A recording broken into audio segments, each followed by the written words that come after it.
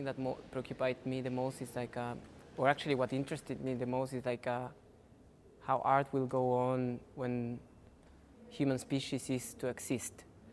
So I think the environmental situation expanded to the notion of like the lack of human presence.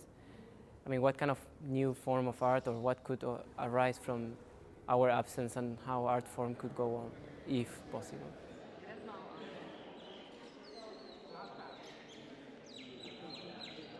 What we do here is inseminate the material. We place the seeds, we place the plants, and then in a way we hope for the best to happen. So in a way it's this silly, very violent attempt to manipulate nature in a way. I mean, organic life, I would say, more than nature, because the definition of nature is very tricky. So this manipulation of organic life is a proposal we do to the materials. We put the seeds, we put the soil, but we really don't know what will happen. There's a moment where the material, the object, whatever these are, dictate what will happen. And we are just passive spectators. We can assist the object, but there's a moment where the object, the form, they are still evolving, rotting, dying, decaying.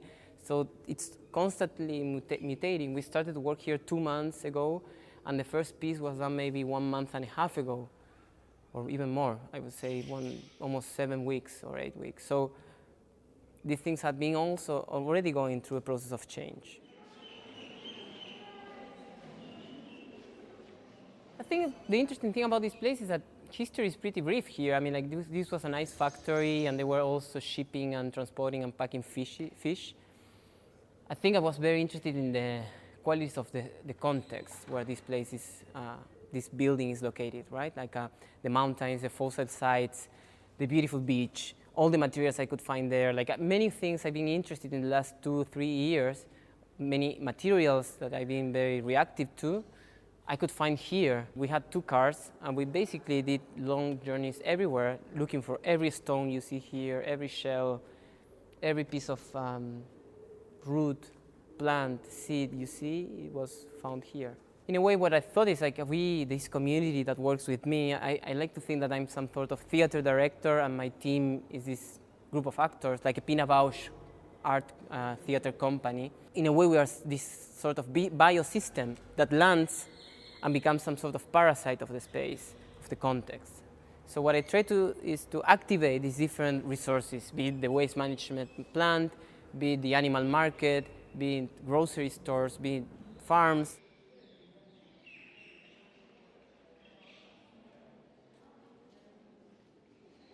So I think somehow the deterioration of materials and how these works look like, relics coming from some weird future, ignite this thought of like, why I don't displace all my art production into the future, into this moment where it's some sort of post-human moment.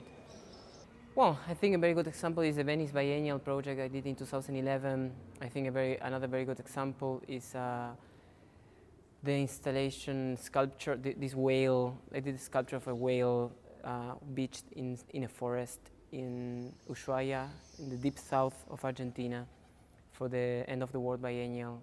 It was an Argentine biennial.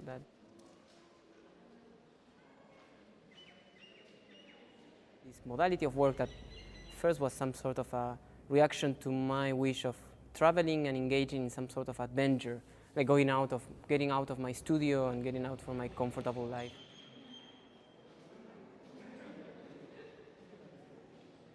Again, that translates in this idea of locating, placing, in a way, all my work in this distant future or close future where like no more humans are producing any art.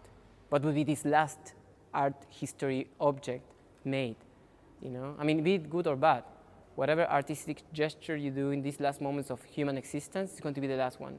And I thought that was kind of a key, interesting thing to work with.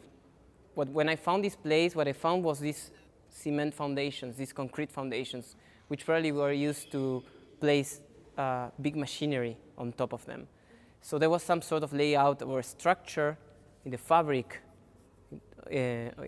of this place, which I really like this idea of like artists, we usually suffer a lot when the moment of placing objects in the space happen, right? So the gift of this space was that the layout already was done.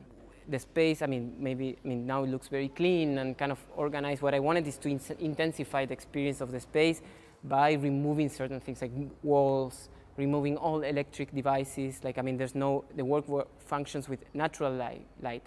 So at 6 p.m., you have to close it, even though supposedly the biennial runs until 10 p.m. So this place is a system that works with its own rules.